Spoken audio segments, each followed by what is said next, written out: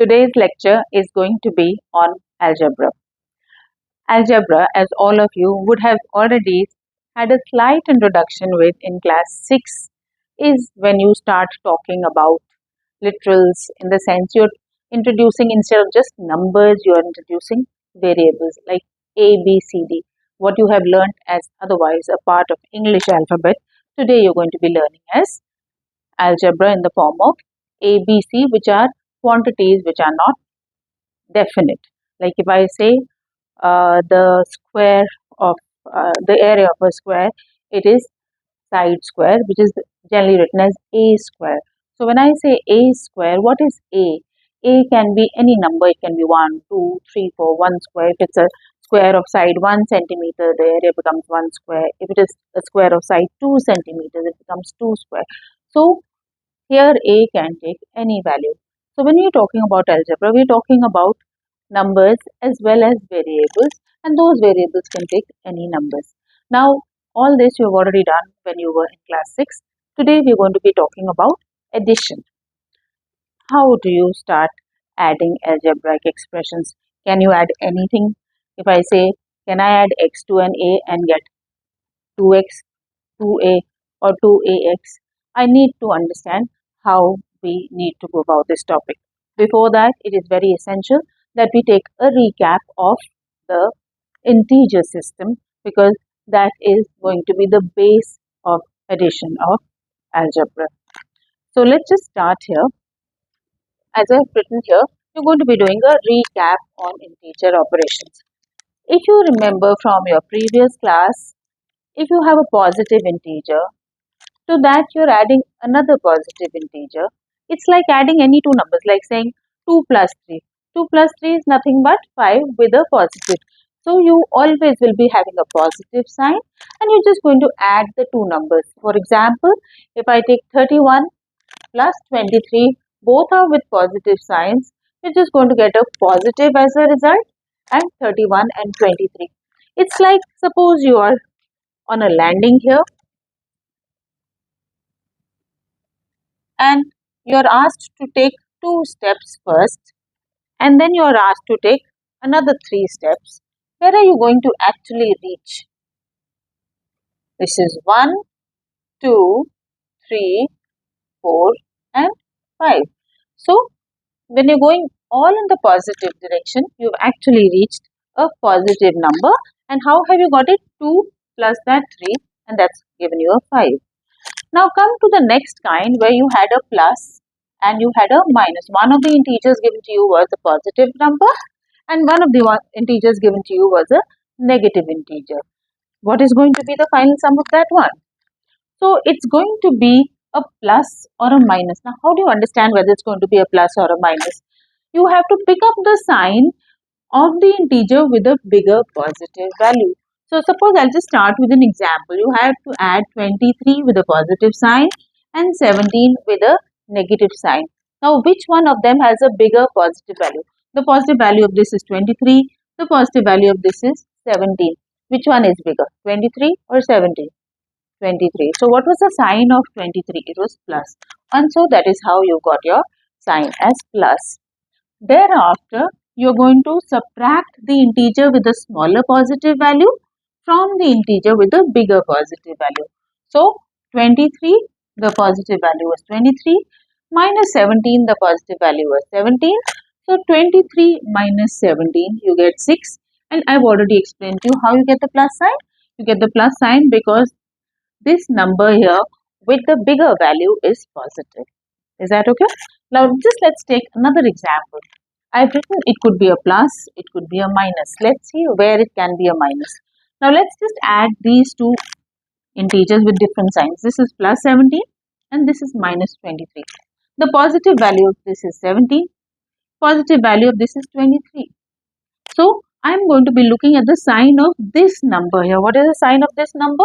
The sign of this number is minus. And so that minus is what is going to be the net result. And what do I do again? I am going to be subtracting 17 from 23. 17 is the positive value of 17 here. 23 is the positive value of minus 23. So 23 minus 17, but this time it's going to be with a minus sign. minus 6. Mind you, all this you've already done in class 6. I'm just doing a slight recap so that we can go in with some level of confidence into your algebraic expressions. Now let's try another example I've just written for you. A plus 47 and a minus 20. Now what is the sign of the bigger positive value number here? This is plus 47, the positive value is plus 20.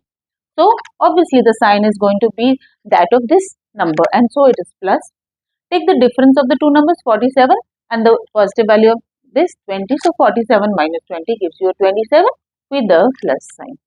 So that is how you deal with two integers, one which is having a negative and one which is having a positive. These are the methods of dealing with integers with different signs. Now let's look at the third scenario, when both the integers that are given to you are with minus signs. You simply need to sum the values of the two integers, the positive values, and put a minus sign. So that's, if I have to add minus 19 and minus 20, I add up the positive value of this, which is 20, I add up the positive value of 19, which is 90, and put a negative sign to it. So it becomes minus 19 plus 20, which is minus 39. If I look at this as a direction kind of a thing, I'll just put the pluses with a black sign, and if I move down from this level, it's going to be like this. I've reached 1, 2, 3, 4. So this is minus 1, this is minus 2, this is minus 3 and minus 4. So suppose I added minus 2 and plus 3. So from here first I'll come to minus 1, minus 2, and from here I'm going back to 3. So 1, 2 and 3. Where have I reached actually? I have reached plus 1. And let us see what we've learned. What did I tell you? I have to take the sign of the bigger number. The bigger number here is plus. The sign of the bigger number is plus. I have to take the difference of the positive values. And I've actually, by my method, also got the same answer. So whether you look at it by way of a diagram or by mathematically, you're going to get the same result. And that is why integers are known as directional numbers. The positive goes one way and the negative goes one way. So that was a recap, a slight recap of addition of integers. Plus and plus gives you a plus with the sum of the numbers. Plus and minus gives you either a plus or a minus depending on the sign of the bigger number and the difference in between. Minus and a minus gives you a minus overall, but sum of the numbers inside.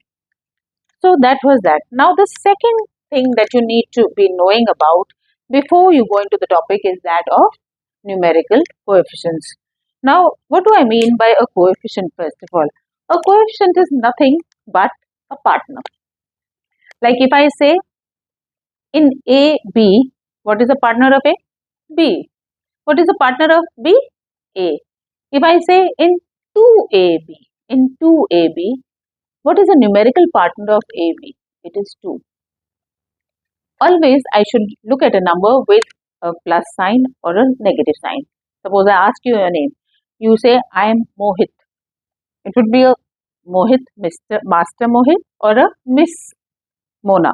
So if I have two such people, if I know it's a male, I refer to him as a Master Mohit. So if I know if it's a positive number, I always refer to it as plus. If it's a negative number, I will always refer to it as minus. So if I say what is the partner of numerical partner in minus 2x square, the numerical partner is minus 2. That is what is referred to as numerical coefficient. So let's just take a recap quickly. In minus 2x square, what is the numerical coefficient? It is minus 2. In 3x square, it is plus 3. In AB, now AB is a term, it's not 0. So if I say I have a pen, how many pens do I have? I have one pen. So if I have an AB term, it is actually 1. So the numerical coefficient, when it is not mentioned here separately, it is actually nothing but 1. Is that okay? So it is a silent one. So your numerical coefficient here then becomes plus 1. Is that okay? Had I given you the term minus AB, can anyone think of what it's going to be? My numerical coefficient in this particular term is going to be minus 1. Is that okay? Having done this much, I need to understand, can I add just about everything and then get a sum of two algebraic coefficients. Let me just see this.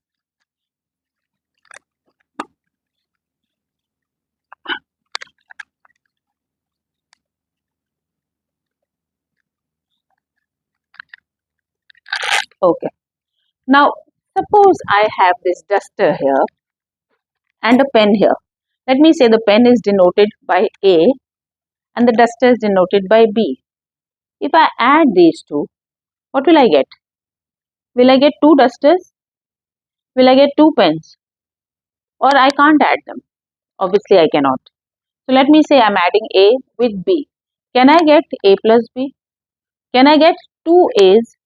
Can I get two B's? No, I can't. So this is where the concept of like terms comes. Like means terms which are alike in the sense of the variable part. So if I talk about like terms, so this is the third thing that you should have known. I first spoke about integers, then I spoke about coefficients. I am now talking about like terms. Now if I have a term like x square and minus 2x square and plus 3x square, and let's say some x square is one pen here. So it's like saying one pen, from that I give away two pens, and to that I add three pens. So one pen plus three pen give me four pens, and from that I subtract two pens, and so my final answer is going to be two pens. And let's just substitute that with my expression that was given, so I get a 2x square. But had I been given a term like this, suppose I said 2x and minus 3x square. Now this is a pen, and let's assume this is a pencil. I cannot add a pen to a pencil. It's not going to give me a pen pencil. It's not going to give me two pens or two pencils. So this is a classic example of unlike terms.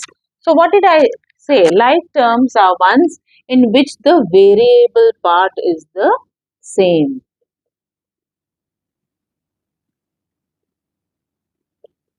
Here the variable part was x square. And here the variable part in this term is x, in this term it is x square. So the variable part is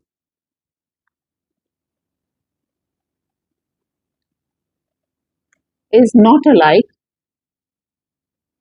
and so these terms are referred to as unlike terms. Is that okay? So it automatically can be seen that I can only add like terms. I cannot add unlike terms.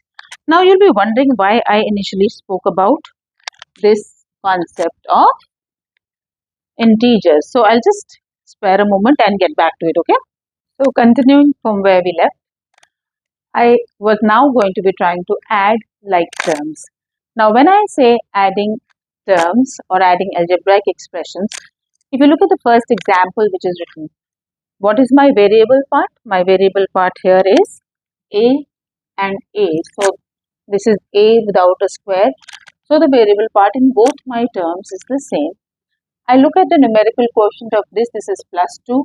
Numerical quotient of 3 is plus 3. Now this is where my integer addition comes in. So I'm going to be adding plus 2 and plus 3.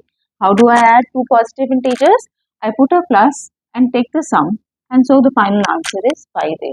Whether I write 5a or whether I write plus 5a, it means one and the same thing. Now let's take another example. This is 5a with a plus sign. When there is no sign, it obviously means plus. And this is minus 7. Look at the numerical coefficient, plus 5. Look at the numerical coefficient, minus 7. So it is a plus and a minus. Now you already know how to add integers with different signs. What are you supposed to be doing? You're supposed to be taking a sign of the bigger positive value. Here 5 and 7, which one is the bigger positive value?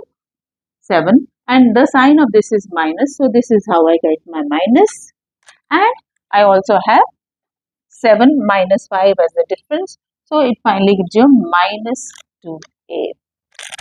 Coming to a third kind where I've picked up one minus and another minus, and I'm adding these two. And what do I get?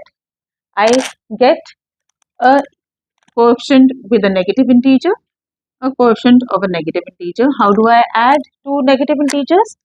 I take a minus, which is a minus, and the sum of the two numbers, which is minus 3 plus 6, which is minus 9a. Right? Now let's take another example. I have A's, A like terms. Is B like to A? Is it a like A? No, it's something else. So I cannot take B alongside. I will have to first consider these two terms. Coefficient of this here is minus 3. Coefficient of 5A here is plus 5. How do I add two integers with negative and positive signs? I take the sign of the number with a bigger value. So this here is plus. Take the difference 5 minus 3. So that gives me plus 2a. All the time I've kept 2b separately. I've kept this 2b separately because I could not have added it to my a's. And so my final answer 5 minus 3, 2a plus 2b. So this is a basic introduction on the chapter of addition of algebraic expressions. Here on we will go on to more technical kind of expressions where there may be terms with a power of 2, a power of 3, etc.